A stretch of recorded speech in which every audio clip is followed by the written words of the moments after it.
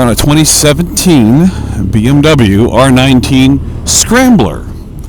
This is a pretty neat little bike. It's a 1170cc bike. Very basic bike. For me, it's a little lower than I'm used to with my GSA. But we're on a demo ride at Herwaldt Motorsports in Fresno. And I'm telling you what, it's a little bit compact for my 6'2" frame, but boy, this thing is a treat to ride. When you roll on the gas, the whole bike starts to lean to the right. It's got so much power in this little bike with such a big motor. But it's basically a scrambler or a cafe-style bike. But what a neat little experience here. I've been dying to get on this one and the 800, the F800 GS. So hopefully we can get some ride time in today.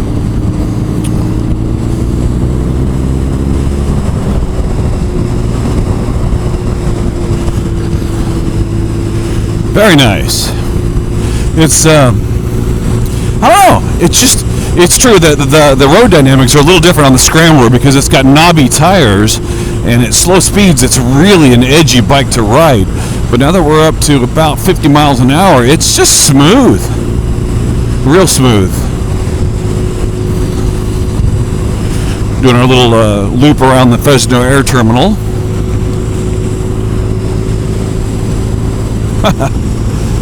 Totally different experience with no windscreen, and it's been a long time since I've been on a bike with no wind protection at all, and really like it. Okay, we're about halfway through our trip now. Couple differences. This is a stripped down model bike, so I don't have the auto clutch on this bike, and one of the interesting things that I found out, my cousin Jeff has an Africa Twin automatic, and he just won't stop raving about that. And I will tell you that part of the reason why I don't like automatic or CVT bikes is because you kind of lose touch with what a motorcycle is. And I don't see the manual shift motorcycles ever going out of style or not being manufactured anymore. And if, like with right now, I have the auto clutch on my GSA. So I don't really need to touch a clutch except for first gear. So I can run through the gears without ever touching the clutch, and that's causing me a little bit of trouble now that I've been riding for a year now on my GSA, and now I'm back on a regular clutched bike, and I'm trying to teach myself all over again how to ride, and I don't want to lose that touch. I don't want to lose that. I don't want to lose that style of how to ride a bike appropriately. So, I mean, I'm doing fine. It's just a couple times I found myself trying to shift gears without touching the clutch, and I don't know.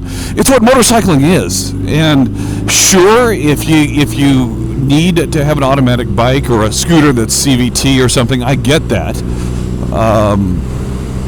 But I don't get that you have to have it this way. And the guys that get these automatic bikes, they just rave about it, and I get it. I mean, I understand it's a new thing. It's kind of tricky. It's kind of what it is. But at the same time, it's a little difficult to transition if you want to ride somebody else's bike. If you've been riding an automatic for a couple of years and haven't been shifting, it's not like shifting a car where you get used to your clutch and you get used to all your stuff. It's more like it's the timing and the syncing, and so I find myself on my GSA just using the clutch because I don't want to lose touch with the whole experience of riding a motorcycle.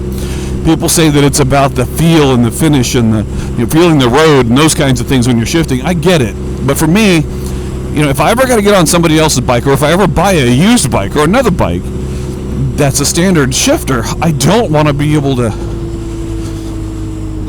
I don't want to just not know what I'm doing and not be confident on the road. So good, I am glad I have been not shifting my GSA with the auto clutch.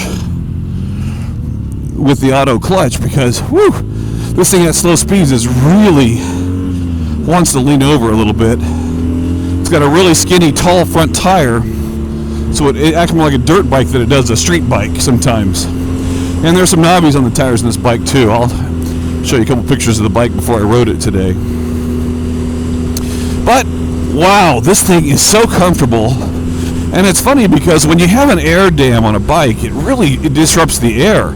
I'm sitting here with my Shoei Neotech helmet that's really loud whenever I'm riding it on the GSA because of the wind dam, and it hits right in the middle of my forehead.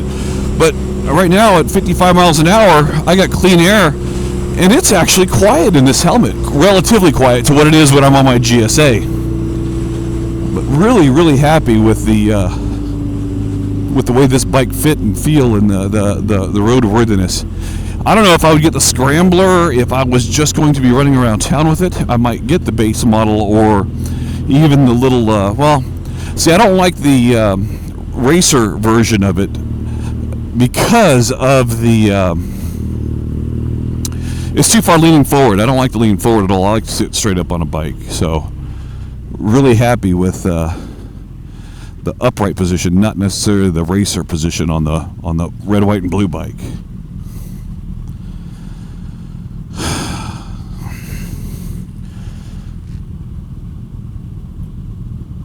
I think I'm in first. Kind of gear indicators are nice. Oh gosh, here we go. We are heading the home stretch now, going back to the dealership, and we'll do some post notes after this is all done. Pretty good torque in the middle. Apparently it's not the exact same motor as my GSA. It's the same CCs, but it's the previous generation, which has a little less horsepower, a little less torque. But then again, this bike is so much lighter and smaller, but with the 1170 cc motor, it's man, it's quite the little torquey little sucker. Oh, we're gonna jump on the freeway down here, then come back around, I'll bet. Let's just say, driving this BMW R9T Scrambler is exactly what I thought it would be. Lots of air, lots of power, great throttle sound, great exhaust note on this bike, and really, really nice driving dynamics. Does feel tall for some reason, even though it's not a tall bike.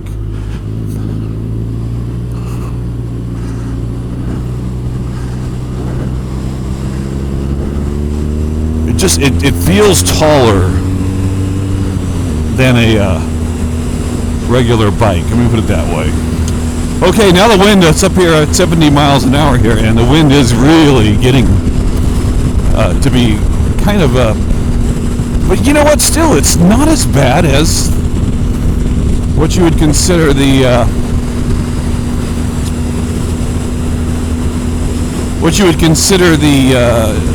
wind buffeting coming off of the windshield of the GSA.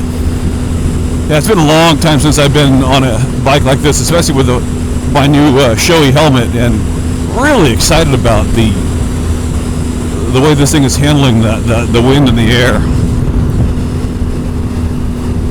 I'm going to go over here to Clovis Avenue and get off. Wow, this thing is a dream to ride.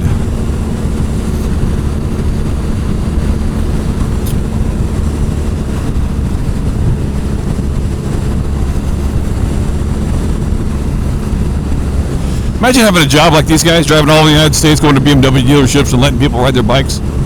What a tough job, huh? But probably zero home life. I hate to give up my family and, you know, the comforts of home to be able to do this all day long. Not a fair trade. Not a fair trade for me.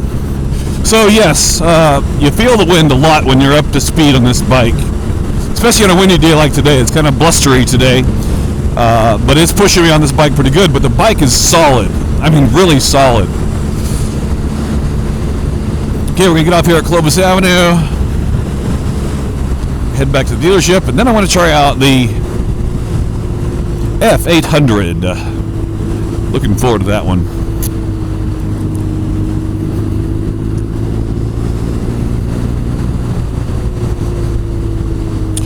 if I wanted to have a bike for around town, I'm telling you right now, this would be a good around town bike.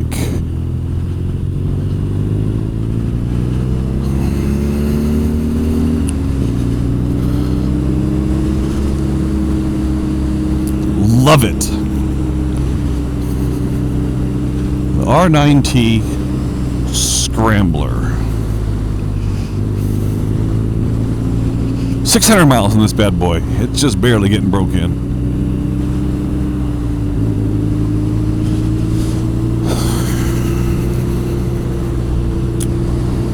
I'm glad I got a chance to get here early today, and people thought it was going to rain, so there's no line. I got right on the first run. There's only 4 of us potential customers on this ride. So if you're used to driving a big dress-down bike or even a cruiser, this one here is a totally different experience. You will not wish for more power, you will not wish for more style than this little bike, and I believe that there's not a lot of regrets that come with this one. This one runs between $12,000 and $14,000 depending on what you're looking at around the country. A little bit steep for a bike, I guess, but you know what? If I had a chance to buy this one or a Suzuki or a Yamaha for $12,000 and $10,000 even, this is just a overall historic looking, probably has a better longevity when it comes to the likability of the bike. It doesn't become old fast because it's kind of a universal looking bike. You could ride this thing in the 70s and it would look appropriate, and you ride it here in the millennia and it's even more appropriate. It's just a beautiful, beautiful experience.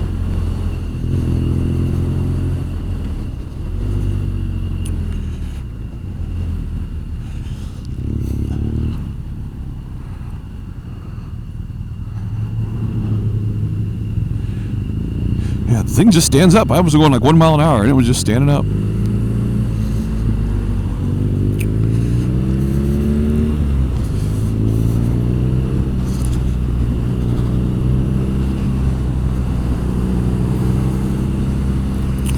And we are back here at Herwaldt Motorsports.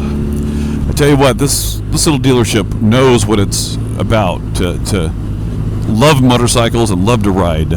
These guys are really into the customer experience here, and Herwaldt Motorsports has been nothing but awesome for my buying experience, and this is where I got my GSA, and Tanner over here is a great guy. But we're wrapping it up right now, and there it is. This is the R9T Scrambler.